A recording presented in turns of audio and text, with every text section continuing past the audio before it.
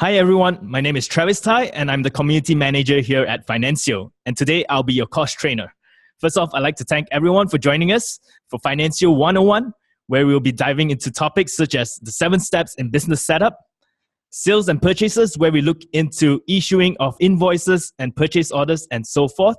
Next, we'll look at other transactions that does not involve the issuing of invoices and purchase orders. And lastly, we'll look at inventory tracking, which is a feature exclusively for our premium users. So without wasting any more time, let's dive right into it. All right. Upon logging in for the first time, you'll receive a prompt congratulating you on signing up with Financio. And right away, you'll be prompted to start with your 7 steps business setup. So if you're ready, go ahead and click the Setup Now button. On your first step of the business setup, you'll be required to input the start date, also known as the conversion date, as well as your financial year end. What the start date and conversion date is basically the day you start using Financio to record your accounts, while the financial year end indicates when you'll be closing all your account to prepare for the next financial year. For this example, I'm just going to use a 12 months accounting period, and I'll assume that I started recording my accounts back in January 1st. Once you're done, go ahead and click Next. All right, here you'll find the currency setup page. So by default, you'll be set to your home currency based on the location where you sign up for your Financio account. In this case, I'm based in Malaysia, and therefore my home currency is set to Ringgit Malaysia. So here is where you want to indicate what other currencies you use for your business, for your various transactions. So if you're dealing in other currencies, you can go ahead and add additional currencies. For this example, I'll be adding Singapore dollar. So go ahead and find Singapore dollar and click Save. Once you've added all the relevant currencies, you are ready to hit Next and head on over to your next step. Is to turn on or activate your GST option. Of course, this feature is only available for our premium users. So if you're registered for GST either in Malaysia or Singapore, go ahead and hit the toggle and you'll be required to fill in all the relevant information on your GST setup.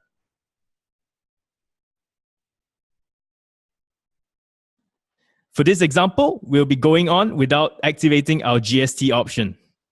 So just go ahead and click Next. All right, we're more than halfway through with our business setup. On the 4th step, you have the option of connecting your Financio account with a PayPal account. This ultimately will allow you to get paid faster with less hassle. So you can collect money more easily, and it helps in issuing of payment receipts. To connect with PayPal, go ahead and hit the Connect with PayPal button, where you'll open up a new window where you'll be able to sign in and make the necessary connection from there. And if you do not have a PayPal account and would like to create one, you can hit the Create One Here button, which will also open up a new window where you can sign up for a PayPal account. For this example, we will not be connecting with PayPal, and we'll go ahead and click Next.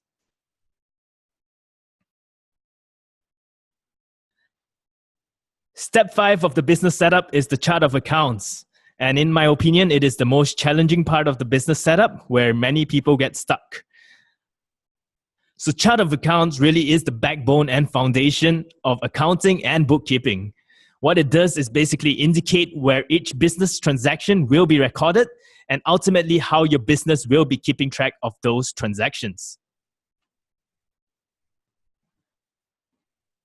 I've actually written an article on charts of accounts to help beginners get started. But really quickly, let me bring you through what chart of accounts is. So in Financio, there are 2 things that we really look at, which is accounts and categories. In the accounting field, accounts is also known as the balance sheet accounts, while categories is known as the profit and loss accounts. And as the name suggests, whatever is recorded in your accounts will be reflected in your balance sheet report, while whatever is recorded in categories will be reflected in your profit and loss accounts. So what is recorded in your accounts is mainly your assets as well as liabilities. Both long-term and short-term assets and liabilities will be recorded under your accounts. While on categories, you'll be looking into your income as well as expenses. And how a business records income and expenses can greatly vary depending on what depth does a business need to have it recorded. So there are businesses who record sales income as just a general sales income, while there are also businesses who go down to the detailed model number. So I've also provided additional support. So you can look at what are things that will fall under assets, for example. So here you would see that current assets, you have things like cash, petty cash funds, accounts receivables, and so forth. While under fixed assets or long-term assets, you have things like land, building, vehicles, and so forth. So if you're unsure of what to create under accounts and categories, you can visit this site where you'll be able to find all the necessary information to get started. Of course, the naming of all these accounts and categories is ultimately up to your business, whatever fits your business needs best. So really quickly, jumping back into Financio chart of accounts, you really need not to worry too much about setting up your chart of accounts because we've provided a basic setup for your chart of accounts, which will be sufficient for you to get started. And of course, over time, you naturally know where each and every transaction should be recorded. And I will talk more about this later. But for this demo purpose, I'll go ahead and update my bank account because I know exactly what bank I will be using. So in this case, I'll be using RHB Bank. Go ahead and click Save. And we're ready to move on to our next step.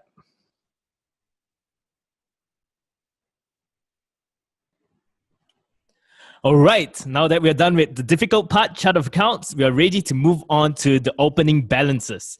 And of course, opening balances is highly linked to your chart of accounts. So if you've been doing your recording previously, you will have to ensure that all of those accounts have been created for you to enter the relevant balances.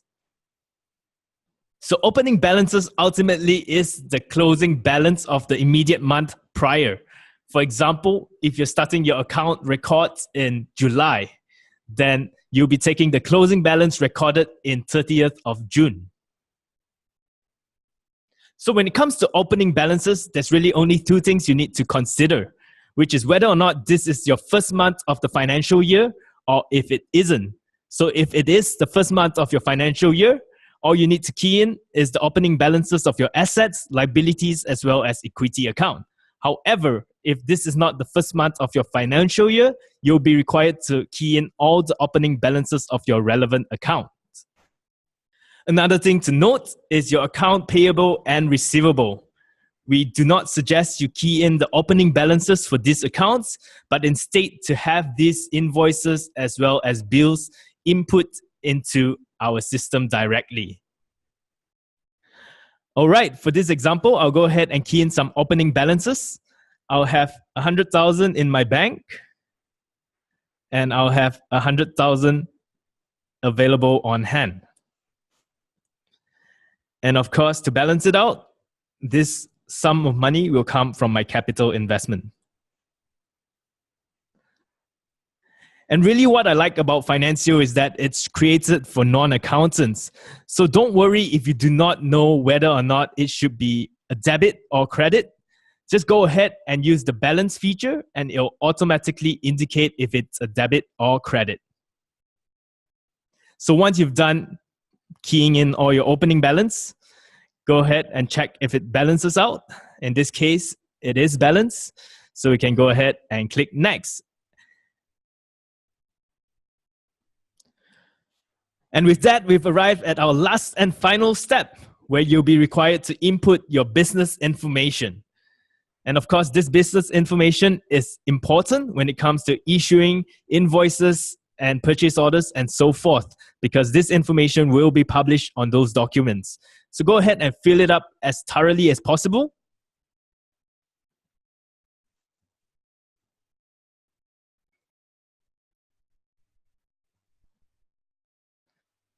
And in this example, I'll just go ahead and key in my business registration number as well as upload my logo. But do go ahead and key in your email, phone number, website URL, as well as your contact person and address. Once you're done, go ahead and click Complete, and you are done. All right. Upon completing your business setup, you'll find yourself on our homepage, which we also refer to as the dashboard. And what you'll see here is that your accounts have been updated. And right away, you can see the 100,000 cash on hand as well as the balance available in my bank of 100,000. And what I like about this dashboard is that it gives business owners a quick overview on the health of their company. Not only do you get to see the balances of your accounts, but you also see things like your outstanding invoices and bills. So you'll be able to keep track on what are the payments due in the next 7 days, as well as what are the collections due in the next 7 days, and so forth. This will give you a better understanding of your cash flow, when the money will be going out and when the money will be coming in, and allow you to manage that better. Now that you've got your business setup completed, let's dive right into recording sales into Financio. And I think this is most exciting for businesses because ultimately it is the sales that drives the revenue for the business. Before we go right into recording sales transactions into Financio, let me quickly bring you through an overview of a typical sales journey. So a typical sales journey will start with a request from quotation from your potential customer. With that request of quotation, you'll then issue your first document, which is your quotation. Upon receiving your quotation, the customer will then see if they're happy with the negotiation, and then they'll issue you a purchase order. Upon receiving the purchase order, you'll then invoice that particular customer. And finally, based on the payment term, the customer will make their payment. Now, with that in mind, let's dive right into Financio and issue our quotation. To issue a quotation from your dashboard, simply head over to the left panel and click on Sales. When it comes to adopting a new accounting software like Financio, doesn't matter if you're coming from an Excel background or a separate accounting software, a big part of the transition journey is familiarizing yourself with the new accounting software. So in this case, when it comes to creating a new document in Financio, you always look at the bottom right corner where there's a plus sign. Here is where you can go ahead and create all the relevant documents. So in this case, we'll be creating, of course, our quotation. So go ahead and click New and add a quotation. When it comes to issuing a quotation, of course, the first thing that you need to input is the customer that you'll be issuing the quotation to. And in this case, because we have not added any customer, we'll have to go ahead and create a new customer directly from here. Of course, there's also the option to import all your contacts directly, where you'll be able to indicate if they are a supplier or a customer, and you have a bulk import option as well. But in this course, we will not be going over that. Instead, we'll create a new customer directly from here. Go ahead and click Add New and key in the relevant business information. In this case, we'll be using DEF Company as our customer. And the default currency will be in Ringgit Malaysia. Really quickly, let me talk a little bit about Financio Connect. Financio Connect is basically an easy way to connect with existing business owners, whether they're customers or suppliers on the platform. This, of course, requires them to also be Financio users. So if you know any businesses who are on Financio, you can basically search them up directly on Financio Connect. Another feature I like to quickly point out is the Send e-transaction option. This option, of course, requires you to have an email address attached to it. And what this does is basically it sends your quotations and invoices directly over to your customers upon saving and approving those documents. And the benefit of it is really that it makes it more convenient. There's no longer a need to export PDFs and attach it in a separate email thread over to your customers. Another benefit of the e-transaction is that there's a space where you'll be able to leave notes for your customers and a space for them to also leave notes for you. So you can communicate directly through that available feature. And of course, the last benefit of using the e-transaction is that should there be any error in the quotation, upon making the amendments from your end, your customer can basically just refresh their page and immediately they'll see the updated quotation where they can download it and process the quotation from there. All right, for this example, I won't key in the additional information. I'll go ahead and click Save. Once you've created your customer profile, go ahead and fill in the additional information required, whether it's the contact address or shipping address. And if you have an expiry date for the quotation issued, go ahead and fill that up as well. Once you've done that, go ahead and click Add New Item, where you'll be indicating what you're issuing the quotation for. For this demo, I will be a trading company selling laptops. So the first thing you want to do is head over to Items, where you have two options to go about this. One is to create a new product. Two is to indicate the account where the money will be debited to once you receive the payments. If your business is dealing with highly customized products or services, most of the time we'll advise customers to record their sales directly under a general sales income account. This is because to create an inventory for such services is really tedious and almost impossible to create a job for every single product and service. But of course, if your business has specific products and services available, you can go ahead and add a new product or service. And of course, by adding a new product or service, it will automatically update your inventory tracker as well, where you'll be able to go ahead and keep track of those available products. A benefit of having the inventory tracker is, of course, that once you issue an invoice and the payment is received, it will automatically update your inventory to reflect the remaining balances of the particular item sold. For this example, I'll go ahead and just record it under a general sales income account. And I'll be issuing a quotation for an Asus laptop.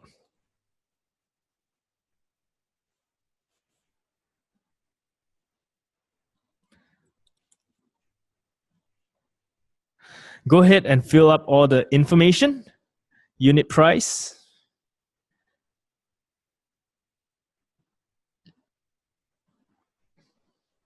and once you're done, go ahead and scroll to the bottom and click Save and Approve. Really quickly, let me bring you through a couple more features available. First is the summary option, where you'll be able to add notes that will be reflected on your invoices as well as quotations. So if you have a deposit requirement, for example, you can have that keyed in here and it will be reflected accordingly. Next up is the file upload option, where you can upload documents or photos. This can be for internal reference or even shared with your customer. And lastly is the internal notes as well as the messages. So internal notes is, of course, for internal usage only, and your customers will not be able to access or have a view of this. So internal notes is ultimately useful for collaboration. For example, if someone is issuing a quotation while someone else is following up with the invoice, it'll be helpful to leave some notes so that it'll be an easy transition. As for messages, this is how you're able to communicate with your customers. This, however, requires you to be sending the quotation or invoices via e-transaction. So they'll also be able to reply your messages directly from their end. So really quickly, if we go back to sales, you'll be able to see that you've issued a quotation. So after a quotation, the next thing will be your purchase orders. In Financio, the only way you'll be receiving purchase orders directly within our ecosystem is if the purchase order was issued by another Financio user. So what happens if your customer issued you a PDF version of a purchase order? Here we'll recommend that customers attach that purchase order directly in your invoice once it's being issued under the upload file option. With that, let's quickly go take a look at how you can go about issuing invoices in Financio. There's really two ways you can go about this. One is going back to the bottom right corner and selecting Create an Invoice. However, to make things simple, just head back to Quotations. Go ahead and click View your quotation that you've issued. And at the top right corner, you will see a Copy to Invoice option. So go ahead and click that. Right away, once you copied it to invoice, you'll see that all the information has automatically been populated over to the invoice. Go ahead and fill in the required information. And once you fill in all the necessary information, you can go ahead and click Save and Approve. Once again, you have the option of adding notes as well as uploading your purchase orders for future reference if necessary. Once confirmed, go ahead and save and approve it. With that, you successfully issued your invoice. Here, I just have a few more things to point out, which is the delivery note as well as the invoice. Many times we get questions of how do I go about printing my invoice? You can do so here. So by clicking the invoice option, it will automatically generate a PDF version of the invoice. From here, just go ahead and click print or download it if you need to attach it separately and have it sent. Similarly, we have a delivery note option. So if you're dealing with products that need to be sent out and you need to issue a delivery note, you can do so here as well. So now that you've successfully issued your first invoice, let's quickly go take a look at your dashboard. And right away, you'll notice some changes on your dashboard. The most obvious being your income, where you now have a large pink circle, which indicates a sales income of 1,996 ringgit. The other thing you'll notice is an outstanding invoice due for collection based on the 30 days payment term you've set. So this is a really good tool. Upon logging in, you'll right away be able to take a look at how your business is doing without having to go in and extract data manually. Let's go ahead and continue with our sales journey. And the last step will, of course, be to receive the payments for the invoice issued. To do so, you have two options once again. You can go ahead to the bottom right corner where you can add a new payment. Alternatively, and of course, the most recommended would be to head back into your invoice, go up to the top right corner and click Add a Payment. Once you've done so, go ahead and fill in the necessary information and then go ahead and select your payment method. Here, I'll be receiving the payment through a check. And of course, this will be deposited into my bank directly. Just ensure that the amount is right and it tallies with the correct invoice. Once you're done, go ahead and save and approve.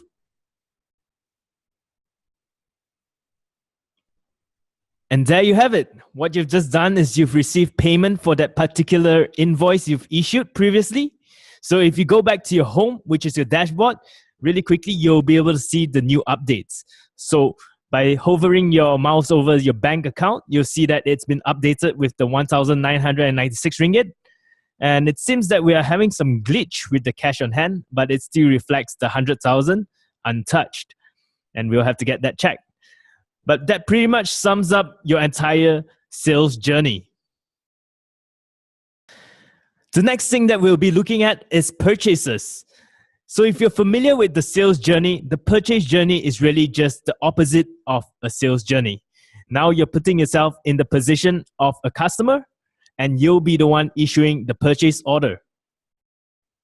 So the purchase order will be the first document you'll be issuing, and it will be based on a quotation that is provided to you by the supplier. Once again, to create a new document, just head on over to the bottom right corner and find the purchase order option. Go ahead and click it. Once again, because we have not uploaded any contact information, we're going to have to create a new supplier information. And I'll be labeling this company as XYZ Company. I'll set the default currency as Malaysian Ringgit and go ahead and save it. With the supplier profile now created, you can go ahead and fill in the other relevant information. But for this demo purpose, I'll jump right into adding a new item. Once again, go ahead to Item and select between a new product, an existing product, or go right down and select an account that you would like to charge this amount to.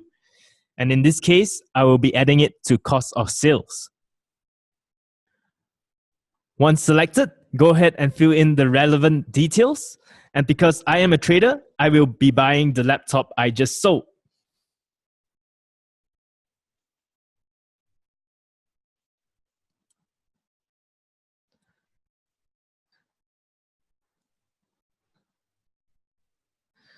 And of course, I will have to have a margin. In this case, I'll buy it in for 1,000 ringgit.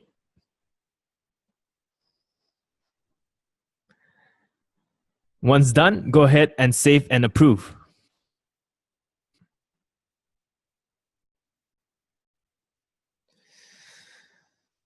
With this purchase order issued, you'll then receive an invoice from your supplier. From there, you go ahead and copy it to bill. In the bill, you have to go ahead and fill in the payment term based on what is set by your supplier. Put in a bill number for reference. And if there's a due date, it will automatically reflect based on your payment term. Once you have all the information in correctly, go ahead and save and approve. And there you have it. You've successfully issued your bill.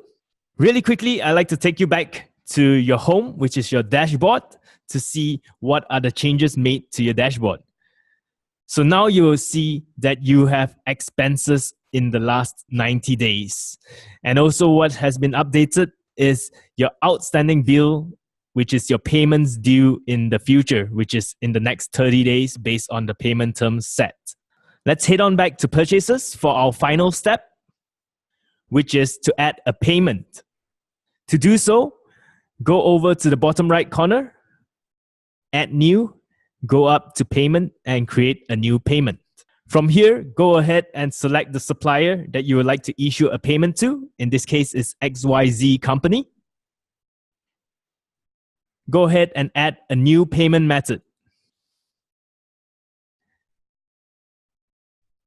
In this case, I'll go ahead and choose cash. And this will be payment from cash on hand. From here, if you're doing an installment payment, you don't have to input the full amount. You can input based on the amount you'll be paying out. But in this case, I'll be paying the full amount. So just make sure you put in the full amount. Go ahead and tick the bill that you'll be paying for. And of course, by clicking on the company, by selecting the company, it would automatically generate all the outstanding bills where you can make the payments to. Once you're done and the balance is zero, go ahead and save and approve. And it's that simple. You successfully issued the payment to the supplier. So really quickly, once again, going back to your home, you'll see the changes made. For one, your future outstanding bills have been reduced to zero. And if you quickly take a look at the cash on hand, it has been reduced by 5,000, which is ultimately the amount you've paid out to that particular vendor. With that, we've successfully covered both our sales and purchases journey. So if you've just mastered your sales journey, you'll have no issues going into purchases. Now that you've mastered the sales and purchase journey, let's take a look at what are the other forms of transactions available. These other forms of transactions are also known as miscellaneous transactions. And typically, there are 4 different types of transactions that fall under miscellaneous category. These transactions all does not involve the issuing of invoices or purchase orders. Let's take a look at what are the 4 types of miscellaneous transactions in Financio. First up, we have deposit, which indicates money coming into your account that does not have an invoice attached to it. So an example of this may perhaps be a dividend payout should your business be involved in investing in other funds. Next, we have withdrawal, which indicates money going out of your account that does not come with a bill. This can be things like payroll expenses as well as entertainment expenses. Those will go under withdrawal. Next, we have transfer. And the transfer option basically allows you to transfer funds between two accounts in your business. For example, if I am a cash-based retail business and I deal in cash, and at the end of the day, I have to make a transfer over to my bank account, I will use the transfer option to make that transfer between my cash on hand and my bank account. Lastly, we have journal, which is an available option should you not be able to find any other ways to record a particular transaction. In most cases, a journal is used to account for a double entry. So there you have it, the 4 different types of miscellaneous transaction in Financio. So coming back to your Financio account, where you'll find these 4 options is under transactions, which is found in your left panel once again. So go ahead and click transactions. Here you'll be able to find at the bottom right corner the option to create your deposit, withdrawal, transfer, as well as journal. For this demo, we'll go ahead and do a withdrawal just to see how this function works. And in this case, I will be doing a withdrawal for entertainment expenses. Because it is entertainment expenses, I will not be issuing a payment to. However, if you like to, you can do so. You can key in the particular restaurant name and so forth. In this case, I will indicate it as a cash payment. And of course, for cash payment, it will be coming from cash on hand. The next thing you'll do is to add a new item. And because I have yet to create a particular category called entertainment, I'll have to go ahead and do so here. So go ahead and click New Category, put it under Expenses, and label it as Entertainment Expenses.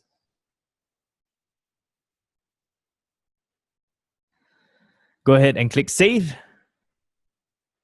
Add a description. And add the amount spent. Once you've keyed in all the relevant information, once again, you can upload your receipt and so forth for further reference in future. And once you're done, save and approve. So a quick note, when you're using withdrawal or deposit, there are no payment terms involved. So once you've input the information, it will charge your relevant accounts right away. And of course, withdrawal can also be used to issue your salary to your employees. And I've covered that in an article, which I will also link in the description below. So just to take a look at how this affected your overall account, go back to your dashboard. Now you'll see there's an additional entertainment expenses, and it's been charged 500 ringgit. To make sure that is correct, just go to your cash on hand and you'll see that 500 has been deducted from your hand as well. And there you have it, a quick overview on miscellaneous transactions and how you go about recording these transactions. Of course, it will vary greatly between businesses, but feel free to go on and explore what are the things that you like to track within your business. So just to recap, we've covered the sales journey, the purchase journey, as well as how to go about recording miscellaneous transactions in Financio. The last thing we'll be looking at is inventory tracking, which is also known as products and services in Financio. To get to your inventory tracker, go ahead to your left panel and select products and services. To update your inventory tracker, you have several ways you can do so. Through your invoices or quotations, you can click and select add a new product. Alternatively, you can come here where you'll be able to add a new product or service, as well as a bulk import option. Let's take a quick look at how the bulk import function works. Upon clicking on the bulk import option, you're prompted to select a file. Here, you can go ahead and click template file, where it'll download an Excel format file for you to fill up.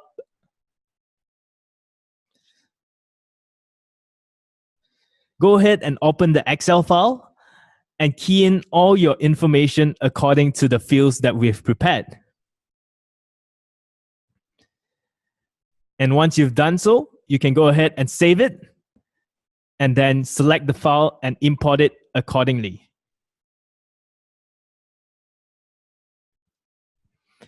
For this demo purpose, I will key it in directly in our system. To key in a new product or service directly in the system, go ahead to the bottom right corner, add new, and choose new products or service. From here, go ahead and enter the SKU or product code, as well as the product name.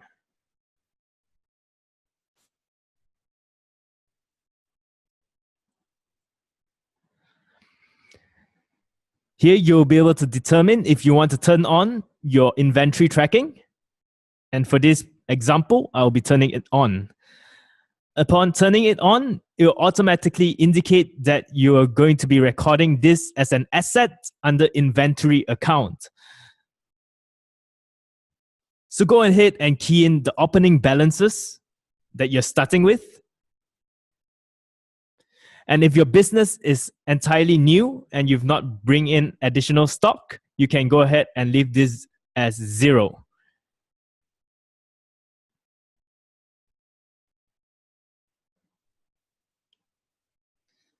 For this example, I'll go ahead and follow the details that I've used previously.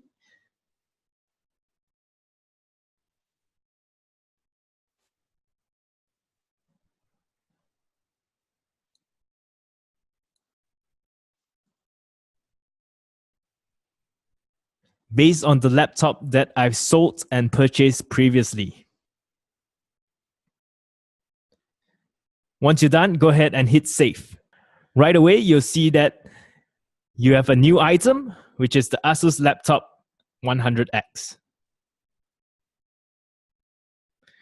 Really quickly, from here, just would like to point out how you can go about adjusting your stock if you ever need to. Go ahead and click the down arrow and click Transactions. Go down to the bottom right corner where you have the option to add a new adjustment. In this case, because my business actually started in January 1st of 2018, I would go ahead and change that to reflect it correctly. And here you have the option to increase or decrease your stock to make the necessary stock adjustments. So I'm not going to be adjusting my stock for now. Go ahead and click Save.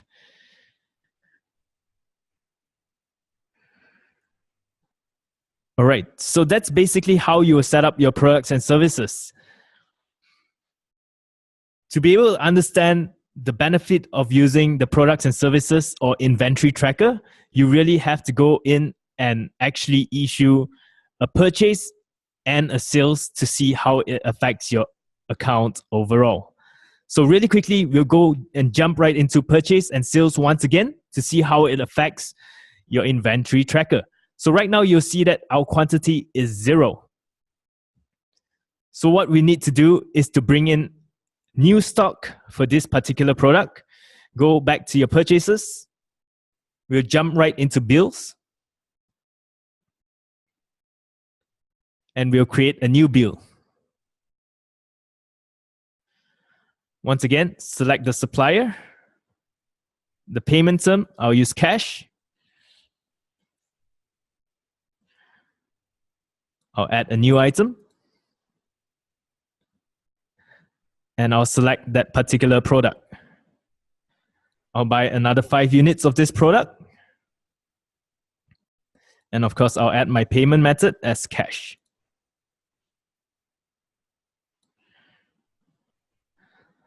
Once everything is filled up accordingly, go ahead and click Save and Approve. And once again, because it is cash, the payment will be made directly because there's no payment term of 30 days.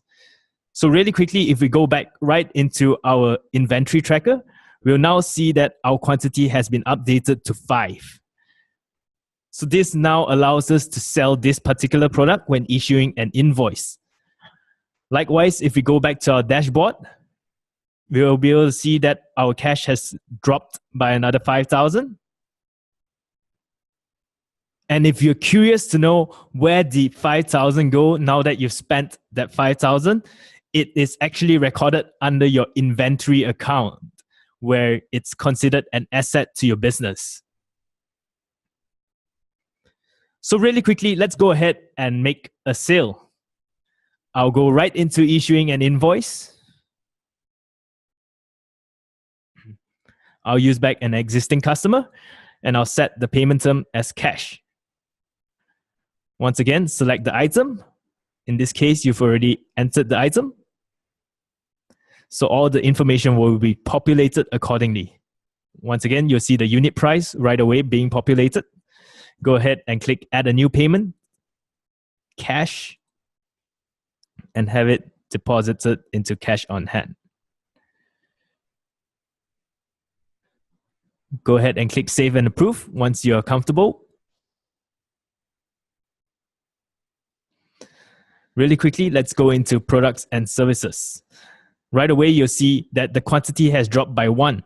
So that's really the benefit of using inventory tracker. You get to leverage on the purchases and sales as well.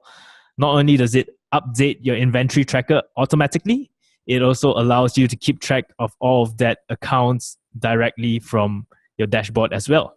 So you see that it has an additional 1,996 ringgit in cash. And of course, your sales income would have increased by 1,996 ringgit as well. And there you have it. We successfully covered our sales, purchases, miscellaneous transactions, as well as products and services. If you stayed till the end, we thank you for taking the time to explore Financio with us. Once again, this is Travis, the Community Manager at Financio, and it's been my pleasure serving you. Until our next course, we wish you all the best.